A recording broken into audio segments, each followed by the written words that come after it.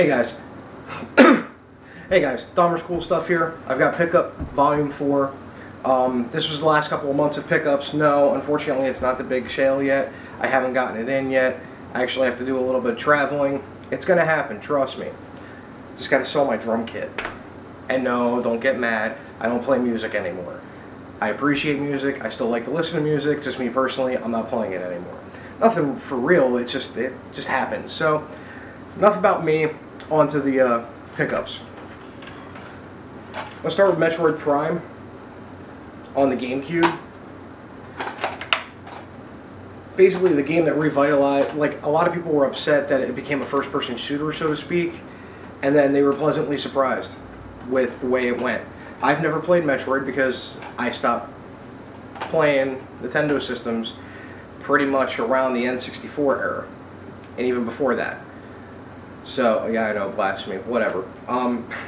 But I'm getting back into GameCube now. So let me kick off on the PS2 stuff then, and then we'll go to 360. Jet Li: Rise to Honor. What can I say? It's an action-fu game, and if you go into it knowing it's an action-fu game, you're going to be fine. Like a gun ballet or wire work. The control's a little strange, I'll give it that. But I'm a Jet Li fan, and you'll see in the DVDs once I start doing those reviews that I literally have two type of movies that I watch. Hong Kong, Japanese cinema action movies, or horror movies. This I posted on my Facebook, and I was shocked when I found this at GameStop. Kelowna 2. My God, this game is an anime-style Mario game, and it was on the PS2. And I remember playing it the first time years ago when it first came out, and I was blown away. I rented it, and then, you know, after beating it and whatnot, I haven't seen a copy of this in years, and there it is, just sitting there, complete in box at GameStop. Hadn't been thrown out yet. Grabbed that, made sure the game was in it. Mojo, which I know nothing about, but from looking at the back, it looks like a Marble Madness style game. Once again, it was bought with Kelowna 2, I might add. Yeah, like these three were bought together. Like, I literally was just going in there to pick up random games. I saw this, and then the next thing you know, I'm walking out with 3 games. What can I do? Some of them I haven't been able to clean up yet either, but like Wipeout Fusion. It's Wipeout. It's probably one of the better attempts made at an F-Zero clone. And it's doing it a disservice saying that it's an F-Zero clone.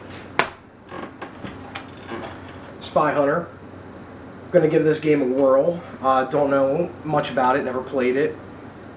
I know there was a second game that came out, which I'm kind of hunting for, only for the fact that it was supposed to be tied into the movie starring The Rock, and it never happened, and the game came out anyway, and The Rock's on the cover of a movie-licensed game that never came out. World Poker Tour, just because it's a bad poker game, I know. World Championship Cards,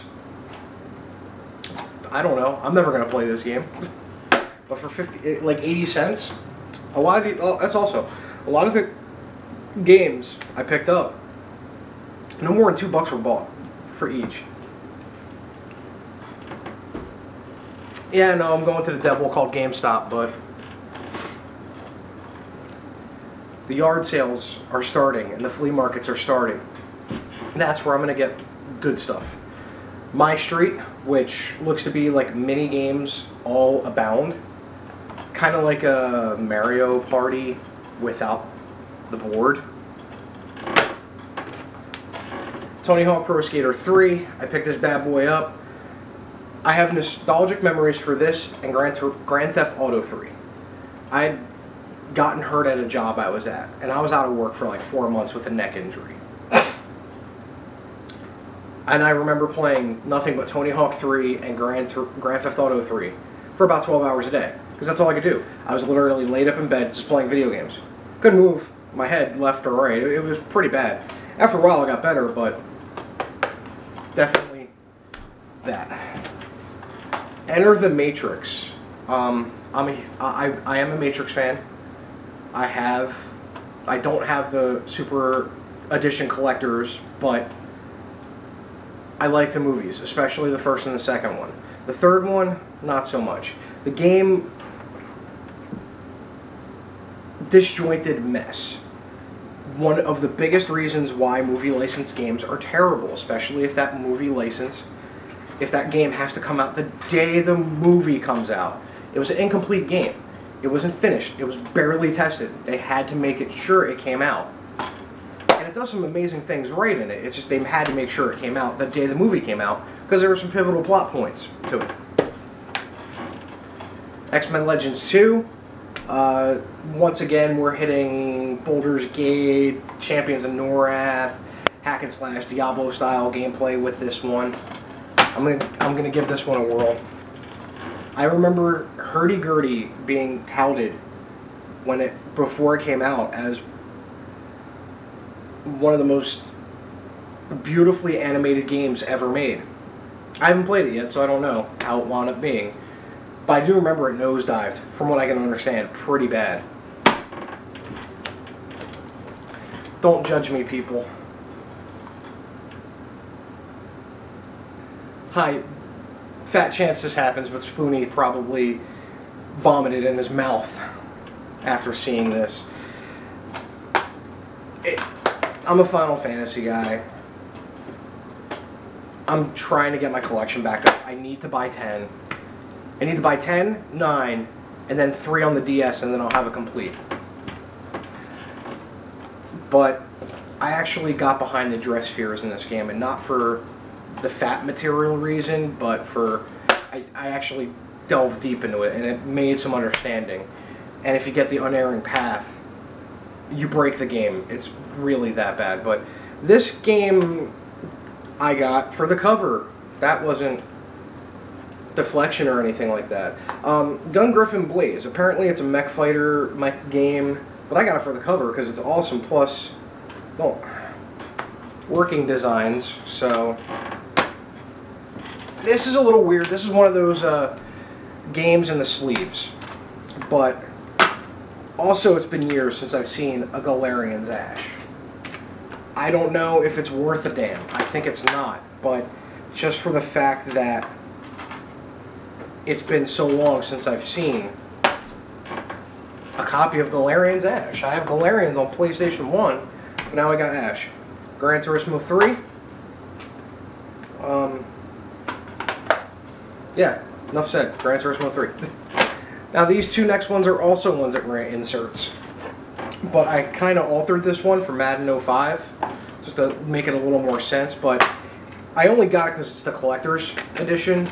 And the collector's edition actually had like 3 Maddens from like the Super NES Genesis era on it. So that's the basis for that purchase. And this one, R-Type Final. It's actually in my PlayStation 2 right now. It's R-Type Final. Once it was, I haven't seen that one in years either. So now we're gonna kick it on to 360. Rainbow Six Vegas is not a game I just recently picked up. I've had it for years. My friend I let borrow, he finally gave it back to me. We started playing Terrorist Hunt and some little co-op in there. We got our asses kicked pretty bad last night. Tony Hawk Proving Ground. I don't even want to say it's the last of the good Tony Hawk games. I think 8, even Thug, Tony Hawk Thug, Underground, or American Wasteland, those were like around the last great Tony Hawk games. This was okay. Mass Effect 3, I did a 20-some-odd minute review on it. I don't need to go any further. Except, yeah, Lost Planet, Extreme Condition. Bought this literally for $2.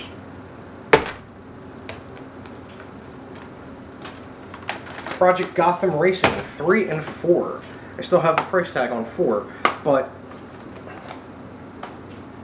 $1.80 something, $3.50, $3.60, $3.60.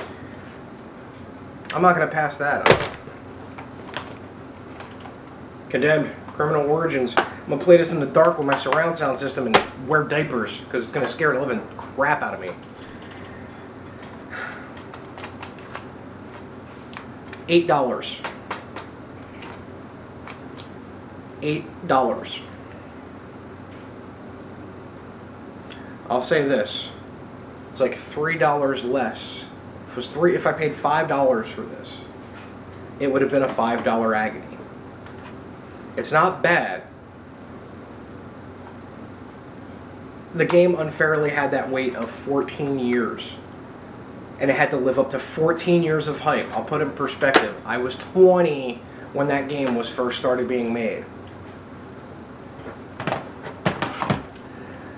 Untold Legends Dark Kingdom, simple hack and slash. I think it was a launch title for the PS3, but it was like $1.50. How can I pass that up? And then this was the gem. Out of all of this, except for, you know, the cologne and whatnot, this was my probably most favorite pickup. Rayman Origins. Got it for $16. Used at GameStop. I thought it was a misprice. So I was like, there's no way this game's $16. And you know what it was? It was $16 I got it for.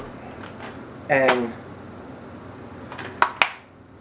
honest truth, I just went back in there, and this is why GameStop sucks a lot. $25, $30 now used. Nobody was buying it before, apparently. That's why you price lowered it. People started buying it at the lower price because it was worth it to them, and now you're going to raise it again.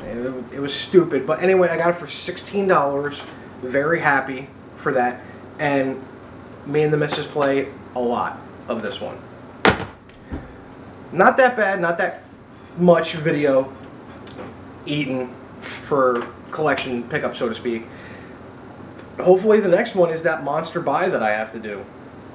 I really do need to buy it soon-ish, because now I want to redo the studio/game room, and I've started picking up pieces for that already, simple stuff like bookshelves and stuff.